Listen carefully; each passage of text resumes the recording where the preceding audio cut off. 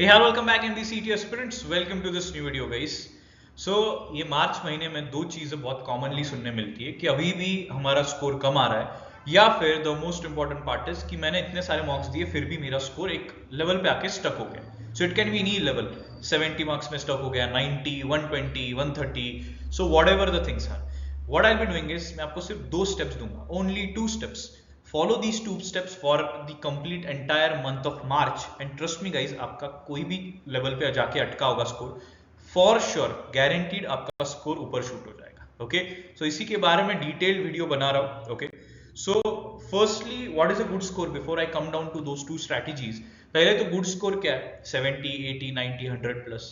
Of course जितना ज्यादा है उतना अच्छा है, बट कोई भी स्कोर बुरा नहीं होता है. प्लीज अंडरस्टैंड, अभी भी we have like good 35 odd days.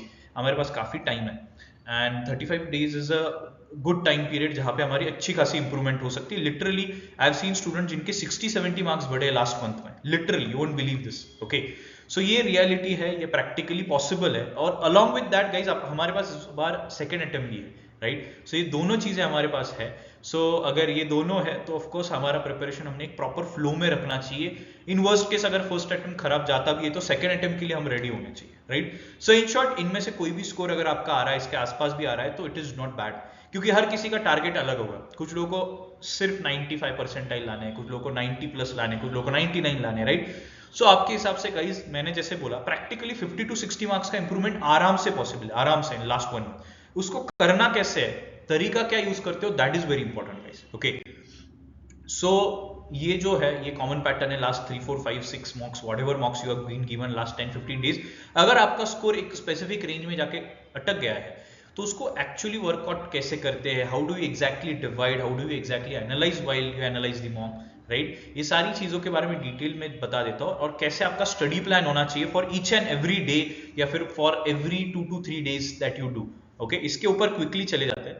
So before that of course is 140 possible, तो आराम से पॉसिबल है. मैंने जैसे बोला है, आप आराम से, जिसका स्कोर 70 है वो काफी हद तक 120 वगैरह स्कोर टच कर सकता है इस मंथ में आराम से, राइट. सो इसको कैसे करना है वो चले जाते हैं जल्दी.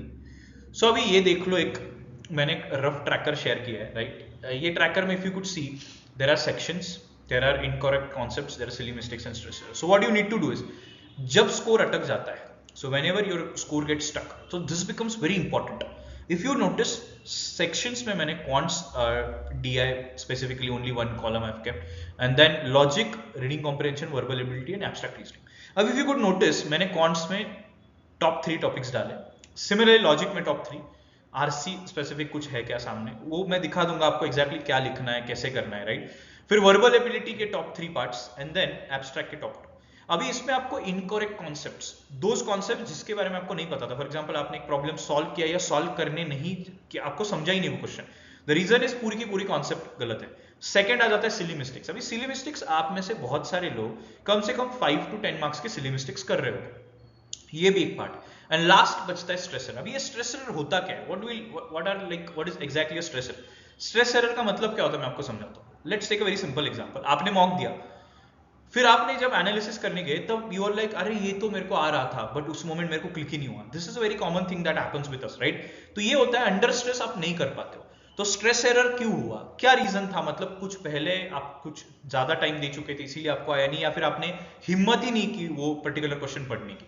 सो स्ट्रेस एरर का भी आइडेंटिफिकेशन होना चाहिए, क्योंकि सिली मिस्टेक्स और स्ट्रेस एरर ये दो ऐसी चीजें हैं जो आप आराम से नेक्स्ट 2 to 3 मार्क्स में करेक्ट कर सकते हो. बचते सिर्फ first column which is incorrect concept का कॉलम. अभी इसमें exactly how do you micro analyse things. जैसे फॉर एग्जांपल क्वांट्स में मुझे लगा profit and loss is a part जहां पे मुझे लास्ट 2 मार्क्स में प्रॉब्लम आ रहा है, but exactly what. So I will say okay, exact concept is may be a mark price की कॉन्सेप्ट है जो मुझे प्रॉब्लम आ रही है, या रिवर्स जब मुझे कॉस्ट प्राइस फाइंड आउट करनी है मार्क प्राइस से तो मुझे प्रॉब्लम आ रही है. सो एग्जैक्ट कॉन्सेप्ट का नाम लिखना बहुत जरूरी है, ठीक है. So this is what you need to do. ये होने के बाद आपको एंड में एक चीज मिलती है which is a very beautiful thing, which is this study plan before the next mock. तो नेक्स्ट मॉक करने से पहले जो एसेंशियल्स होते हैं, जैसे टास्क 1 में हम एसेंशियल्स लिखते हैं जिसको जरूरी है अभी एड्रेस करना, अगर हम उसको एड्रेस नहीं करते तो वो प्रॉब्लम क्रिएट करेगा और उसकी वजह से स्कोर इंप्रूव नहीं होगा. जैसे हम बोलते हैं यार हर मॉक में यही प्रॉब्लम आ रहा है, तो वो प्रॉब्लम आप टास्क 1 में डालते हो. अभी टास्क 1 में मैंने जैसे देखो बोला है प्रॉफिट एंड लॉस का मार्क प्राइस का कॉन्सेप्ट, सिलॉक की नए टाइप कुछ है वो मेरे को प्रॉब्लम दे रहा है, वोकैबुलरी प्रॉब्लम दे रही है वर्बल में, एब्स्ट्रैक्ट में मिरर इमेज की कॉन्सेप्ट प्रॉब्लम दे रही है। So whatever the concepts are, exact concept यहाँ पे लिख लो डिटेल में। जैसे फॉर एग्जांपल सिलॉग्स में 5 क्वेश्चन आए, मेरे 3 सही आ गए, मैंने क्या बोला, ठीक है 2 ही तो गलत आए। Guys don't do this mistake. जब तक आप ये करेक्ट नहीं करोगे ना, आपका 120 130 भी स्कोर आ रहा होगा ना, तो भी आपका ऊपर शूट नहीं होगा। लिटरली जब आपका स्कोर ऊपर जाता है, आपको एक एक मार्क का माइक्रो एनालिसिस करके उसके ऊपर वर्कआउट करना होता है। सो task 1 is your most important chapters. Task 2 is something, अगर मेरा टास्क 1 हो जाता है, मेरे पास टाइम बचता है उस मॉक के पहले, so what I will do is I will do task 2। अभी इससे पहले कितने दिन रखने चाहिए 2 मॉक्स के बीच में? गाइस आइडियली अगर आपका स्कोर 50 टू 70 के आसपास है, तो आइडियली आपने हफ्ते में मैक्सिमम 1 या 2 मॉक देनी चाहिए, मैक्स 2 से ऊपर तो बिल्कुल नहीं। अगर आपका स्कोर 80 90 प्लस शूट हो गया है, 100 अराउंड एंड 100 प्लस, तो इन दैट केस आप 3 मॉक दे सकते हो, 2 से 3 मॉक सकें, बहुत ज्यादा मत दो। जिनका स्कोर 130 टू 140 के रेंज में या 130 प्लस है, वो लोग 3 टू 4 मॉक्स दे सकते हो। बट मेरा सजेशन ये रहेगा 10-15 मार्च तक प्लीज मेक श्योर आप कॉन्सेप्ट्स के ऊपर ज्यादा काम कर रहे हो। इससे होगा क्या कि आपको काफी ज्यादा बेनिफिट होगा when it comes to improving the mock score.